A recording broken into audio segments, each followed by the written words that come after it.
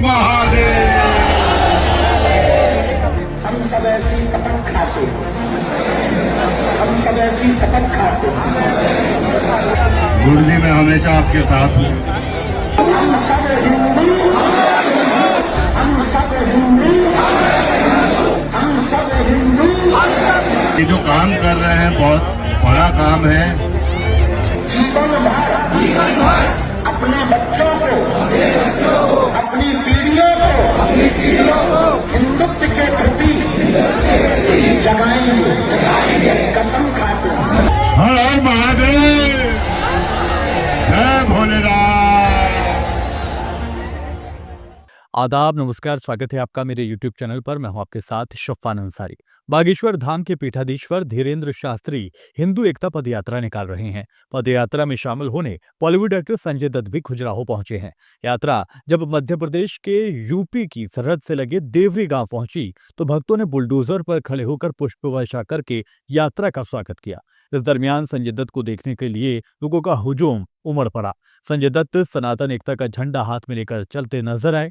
मिली जानकारी के मुताबिक actor Sanjay Dutt special chartered plane से खजुराहो पहुंचे थे, जिसके बाद बागेश्वर बाबा की यात्रा में शामिल होने के लिए कार से यात्रा तक संजय दत्त पहुंचे। वहां पहुंचकर संजय दत्त धीरेन्द्र शास्त्री के साथ झंडा यात्रा में शामिल हुए। इस दौरान उनके हाथ में भगवा झंडा भी नजर आया। संजय दत्त ने मीडिया से बात करते हुए कहा कि बाबा बागेश्वर की यात्रा में शामिल होने आया हूं। बता देंगे इससे पहले भी संजय दत्त बाबा बागेश्वर से मुलाकात कर चुके हैं। पूरा वीडियो आपको दिखाते हैं, उसके बाद इस पूरी वीडियो पर क्यों बवाल मचा है वो आपको बताएंगे। महादेव, आप सबको मेरा बहुत बहुत नमस्कार। और मेरे भाई, मेरे छोटे भाई गुरुजी, जिनको मैं गुरुजी कहता हूँ, इनके लिए ये जो काम कर रहे हैं बहुत बड़ा काम है। और इसके अलावा अगर इन्होंने मुझे कह दिया कि संजू बाबा तुम मेरे साथ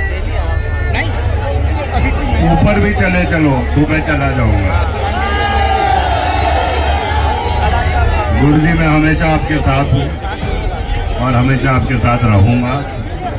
और आपकी आज्ञा हो, आप आज्ञा कीजिए, मैं रहूंगा आपके साथ। हर हर महादेव, जय भोलेनाथ। संजय दत्त की इस वीडियो के वायरल होने के बाद लोगों को अलग अलग राय देखने को मिल रही है। कुछ लोग इसे सही बता रहे हैं तो कुछ लोगों ने संजय दत्त के अतीत को लेकर इस यात्रा पर कड़ा एतराज जाहिर किया है।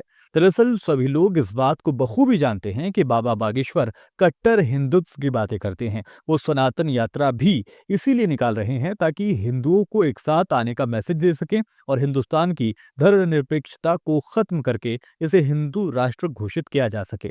ऐसे में संजय दत्त का जो रूप इस यात्रा में नजर आया, उससे उनके पिता सुनील दत्त के वक्त की याद भी लोगों को आ गई है। और लोग यहाँ तक कह रहे हैं कि संजय दत्त ने हालात के आगे घुटने टेक दिए हैं और वो भी हिंदू मुस्लिम भाईचारे को छोड़कर हिंदुत्व का एजेंडा चलाने वाली जमात में शामिल हो गए हैं। लोग संजय दत्त के पिता सुनील दत्त के उसूलों को याद कर रहे हैं कि कैसे एक वक्त था जब देश भर में दंगे फैले थे, तब भी सुनील दत्त ने कट्टरपंथियों के आगे घुटने नहीं टेके थे और एकता और भाईचारे की बात की थी। और संजय दत्त ने देश के हालात को देखते हुए शायद सरेंडर कर दिया है। मगर संजय दत्त के अचानक से इस यात्रा का हिस्सा बनने से शांति पसंद या फिर हिंदू मुस्लिम भाईचारे की बात करने वाले लोग निराश हुए हैं। वो उस पुराने वक्त को याद कर रहे हैं जब संजय दत्त एक सेकुलर एक्टर की तरह रहा करते थे और एकता की बात करते थे। ये बात सभी लोग जानते हैं कि सुनील दत्त ने एक मुस्लिम अदाकारा नरगिस से शादी की थी। तब उनकी परवरिश ऐसी थी कि उन्हें हिंदू बाप और मुस्लिम माँ दोनों ने मोहब्बत सिखाई थी। और एक वक्त तो ऐसा भी आया था जब संजय दत्त ने डंके की चोट पर अपने पिता सुनील दत्त से ये तक कह दिया था कि उनकी रगों में मुसलमान का खून है। हालांकि संजय की ये बात सुनकर सुनील दत्त ने जो रिएक्शन दिया था वो भी आपको बताएंगे। दरअसल लेखक यासिर उस्मान ने अपनी किताब Sanjay Dutt the crazy untold love story of Bollywood bad boy में बताया है कि साल 1993 में मुंबई बम ब्लास्ट के दरमियान संजय दत्त का नाम आतंकी गतिविधियों में शामिल होने की वजह से चर्चा में आ गया था। इस केस में संजय दत्त को गिरफ्तार भी कर लिया गया था और उन्हें जेल जाना पड़ा था। उन्हें सलाखों के पीछे जाने के बाद अक्सर सुनील दत्त उनसे मिलने जाया करते थे। उसी दरमियान संजय दत्त से मिलने के लिए सुनील दत्त एक बार पुलिस हेडक्वार्टर पहुंचे थे।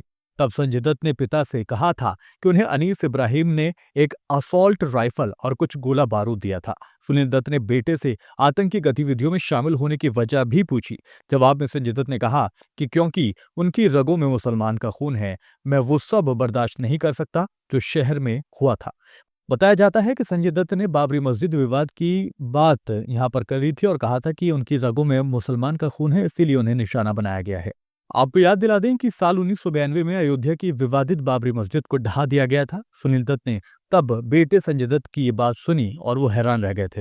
हालांकि उनकी पूरी बात को सुनकर सुनील दत्त किसी भी तरह का रिएक्ट नहीं किया था और वो पुलिस हेडक्वार्टर से छोड़कर वहां से बिना जवाब दिए चले गए थे। तो संजय दत्त के ये वो दो रूप थे, जो एक उस वक्त का था और एक आज का है, जहां पर दोनों ही तस्वीरों में संजय दत्त पूरी तरह से पलट नजर आते हैं। संजय दत्त ये बखूबी जानते हैं कि धीरेन्द्र शास्त्री की इस यात्रा का मकसद क्या है। इसके बावजूद उनका इस यात्रा में शामिल होना हैरान करने वाला है। खैर, इस यात्रा में शामिल होने के पीछे संजय दत्त की क्या रणनीति है? क्या वाकई वो हिंदुत्व के प्रति मोहब्बत का इजहार कर रहे हैं या फिर कोई स्टंट वो पीछे से चल रहे हैं? ये कहना थोड़ा सा मुश्किल है। फिलहाल मेरे साथ इस वीडियो में इतना ही। दीजिए इजाजत। आप इस खबर पर क्या राय रखते हैं वो भी हमें कमेंट के जरिए बता सकते हैं। नमस्कार। खबरों के पीछे की असल खबर, खबरों का क्या होगा आप पर असर। देखिए news and views with Shafan Ansari.